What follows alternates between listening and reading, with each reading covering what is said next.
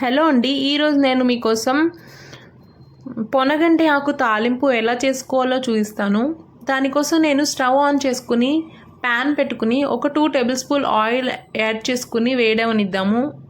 నేను ఆకుకూరని ముందుగానే నీట్గా మార్కెట్ నుంచి తెచ్చుకున్నానండి. దాన్ని నీట్గా వలుచుకుని లేతగా ఉండే కాడలతో సహా వలుచుకొని పెట్టుకున్నానండి. దాన్ని వాటర్లో ఒక బకెట్లో హాఫ్ కన్నా ఎక్కువ వాటర్ని యాడ్ చేసి దాన్ని బాగా వాష్ చేసి ఒక 2 మినిట్స్ దానిలోనే వదిలేద్దాము. సో తర్వాత నేను వచ్చి జీలకర్ర 1 టీ స్పూన్, అలాగే ఆవాలు 1 టీ స్పూన్ యాడ్ చేశాను. సో అంతేనండి, ఆ రెండింటిని వేగనిద్దాము. మనం దీనికోసం ఆనియన్స్, పచ్చిమిర్చి, కరివేపాకు ఇలాంటివి ఏమీ యాడ్ చేయాల్సిన అవసరం లేదు. చేసినా కూడా చాలా బాగుంటుంది, బట్ నేను సింపుల్గా చెప్తున్నాను. నెక్స్ట్ టైం ఆ ప్రాసెస్ కూడా చెప్తాను. సో ఇప్పుడు మనం ఆకుని నీట్గా వాష్ చేసేసాం కదండి, ఆ ఆకుని తీసుకొచ్చి దీనిలో యాడ్ చేసుకునిద్దాము. తర్వాత ఒకసారి ఏమీ కలపకుండా మూత పెట్టేయండి. ఒక 2 మినిట్స్ పాటు మూత పెడితే ఆకు అనేది కొంచెం మగ్గి క్వాంటిటీ తగ్గుతుంది.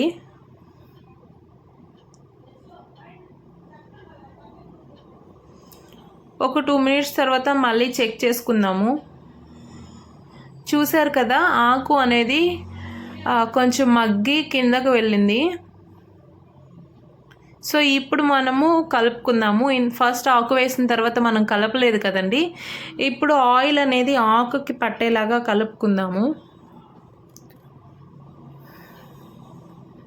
ఇప్పుడంతా బాగా కలిసిన తర్వాత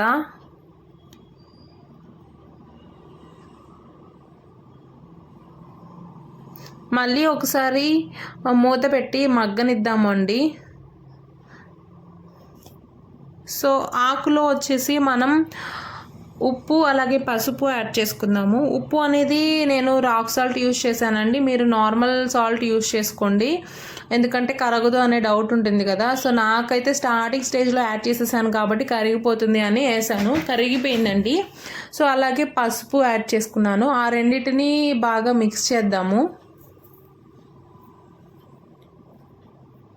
ఆకుకూరలో ఉప్పు అనేది చాలా తక్కువగా పడుతుందండి, కాబట్టి చూసుకొని తక్కువగా వేసుకోండి. అవసరమైతే లాస్ట్లో అడ్జస్ట్ చేసుకోవచ్చు, నో ప్రాబ్లం.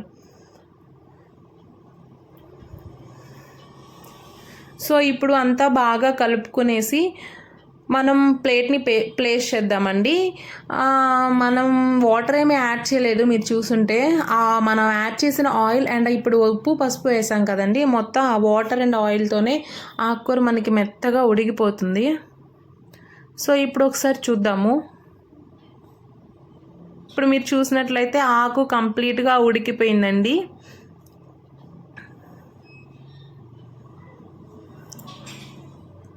సో మీరు కావాలి అని అంటే ఫైనల్లో కోడిగుడ్డు కొట్టి వేసుకుంటారు కొంతమంది, 3-4 అలా గుడ్లు అనేవి యాడ్ చేసుకుంటారు పచ్చివి.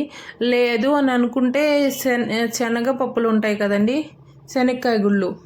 సో ఆ శనక్కాయ గుళ్ళను వేయించుకొని ఒక 2 వెల్లుల్లి యాడ్ చేసుకునేసి మిక్సీ పట్టుకొని ఆ పౌడర్ని కూడా జల్లుకుంటారు. సో నేను అవేమీ వేయకుండా మీకు సింపుల్గా చూపిస్తున్నానండి. నెక్స్ట్ టైం ఆ ప్రాసెసెస్ కూడా చూపిస్తాను. సో తర్వాత వచ్చేసి నేను కారం 1 స్పూన్ యాడ్ చేశాను, అలాగే ధనియాల పొడి 1 స్పూన్ యాడ్ చేశాను. దీనిలో కారం ఎక్కువగా యాడ్ చేసుకోవద్దండి. నేను వచ్చేసి తాలింపులాగా చేస్తున్నాను కదా, మనం అన్నంలోకి కలుపుకునేలాగా అయితే కొంచెం స్పైస్ ఎక్కువ వేసినా బాగుంటుంది. ఇది వచ్చేసి హెల్దీగా మనం దేనిలో అయినా సైడ్గా నంచుకోవడానికి పప్పులు అలాంటి వాటికి కాంబినేషన్గా బాగుంటుంది అనేసి నేను మీకు చూపిస్తున్నాను. సో ఇప్పుడు ఆ ధనియాల పొడి కారం కూడా వేసిన తర్వాత ఒకసారి బాగా కలుపుకుందామండి. సో చూసారు కదా అండి, అంతే, చాలా సింపుల్. దీనిలో మనం కావాలి అంటే కరివేపాకు, కొత్తిమీర ఇవన్నీ యాడ్ చేసుకోవచ్చు, బట్ నేను ఇది ఆకుకూరే కదా అన్నట్లుగా నేను అవేమీ యాడ్ చేయలేదు. అవన్నీ వేస్తే కూడా ఫ్లేవర్ చాలా బాగుంటుంది. అలాగే మీరు గరం మసాలా కూడా యాడ్ చేసుకోవచ్చు, బట్ కానీ నేను అవేమీ యాడ్ చేయడం లేదండి. సో అంతేనండి, ఫైనల్గా మన ఆకుకూర రెడీ. Thank you, Baba.